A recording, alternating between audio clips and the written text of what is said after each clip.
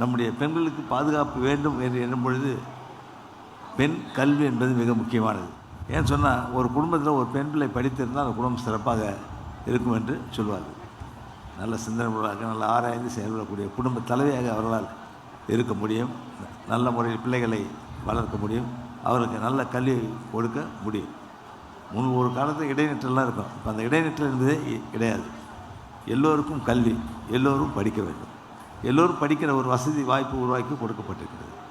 பெண் பிள்ளைகள் படிப்பதற்கான ஒரு வாய்ப்பு கூச்சல் மிக அதிகம்.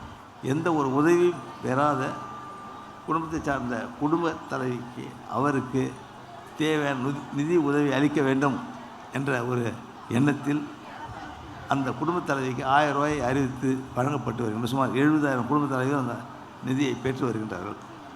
இப்போ அந்த நிதி 2500 ரூபாயை உயர்த்தப்பட்டு அடுத்த மாதம் முதல் உங்களுக்கு கிடைக்க இருக்கின்றது. 2500 ரூபாய் உயர்த்தப்பட்டு இந்த குடும்ப தலைவனுடைய நிதி உயர்த்தப்பட்டு வழங்கப்பட இருக்கின்றது. மீதும் மேலும் சில மஞ்சள் நிற அட்டைதார குடும்ப தலைவர்கள் கிடைக்கவில்லை என்ற ஒரு எண்ணம் வலியுறுத்தப்பட்டு அதற்கான அந்த நிதி உதவி 1000 ரூபாய் வழங்கப்படும் என்று சட்டமன்றத்தில் அறிவித்திருந்தேன். அந்த 1000 ரூபாய் விரைவிலேயே வழங்குவதற்கான நடவடிக்கை அரசு எடுத்து வருகின்றது. இப்போ பார்த்தீங்கன்னா இப்போ கூட ரூபாய் 500 ரூபாய் ஓய்வு ஊதியம் பெறுகின்ற அனைவருக்கும் உயர்த்தி கொடுக்கப்படும் அப்படின்னு சொல்லியிருந்தேன். அதுவும் அடுத்த மாதம் அந்த 500 ரூபாய் ஓய்வூதியம் அது அனைவருக்கும் வழங்கப்படும். அதே போன்று இன்னும் ஒரு 4000 விண்ணப்பங்கள் ஓய்வூதியம் பெறுவதற்காக இருக்கின்றது. அதனையும் இந்த அரசு அனைவருக்கும் கொடுக்க வேண்டும் என்ற எண்ணத்தில் முடிவெடுத்து அதற்கு நடவடிக்கையை எடுத்திருக்கின்றது. நம்முடைய அரசு மருத்துவக் குழுவில் 222 செவிலியர் நர்சிங் ஆஃபீஸர்ஸ் அந்த பணியிடங்களுக்கு ஆணை வழங்கப்பட்டது. அது யார் வந்திருப்பா? எல்லாம் பெண்கள் தான். அந்த பணியாணை பெற்றவர்கள்லாம் நர்ஸ் யாராக இருப்பா? எல்லாம் பெண்கள். அதே போன்று சுகாதாரத்துறையில் 87 பணியிடங்கள் நிரப்பப்பட்டு அவர்களுக்கு அரசாணை வழங்கப்பட்டது. அரசு பணியிடங்களை நிரப்பும் பொழுது அங்கே பார்க்கும் பொழுது படித்த நம்முடைய பெண் பிள்ளைகள் அதிகமாக அந்த பணியில் அமர்வதை நாம் பார்க்கலாம்.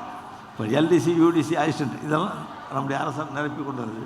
அது நான் பணியாணை வழங்கும்போது பார்க்கும்பொழுது அதிகமாக அந்த பணியில் சேருகின்ற யாராக இருக்கிறாங்க பார்த்தா எல்லாம் பெண்களாக இருப்பதை பார்க்க முடிகின்றது. படித்து விட்டு வருகின்ற பெண்கள் பணியிடங்கள் அரசு பணியிடங்கள் என்று இல்லாமல் தொழில் தொடங்குவதற்கான நிலையிலும் சரி அவருக்கு அரசு நிதி உதவி அளித்து வருகின்றது. அவர் பல பெண்கள் இப்பொழுது பல புதிய தொழிற்சாலைகளை உரிமையாளராக இருப்பதை நாம் பார்க்கின்றோம். மேலும் மேலும் பல திட்டங்களை நம்முடைய அரசாங்கம் கொண்டு வந்து பெண்களுடைய வளர்ச்சிக்கு மிகுந்த அக்கறை எடுத்துக்கொள்ளும் இதை கூறி உங்கள் அனைவருக்கும் என்னுடைய மனமார்ந்த வாழ்த்தை கூறி செய்திகளை உடனுக்குடனும் துல்லியமாகவும் தெரிந்து கொள்ள சப்ஸ்கிரைப் பண்ணுங்க.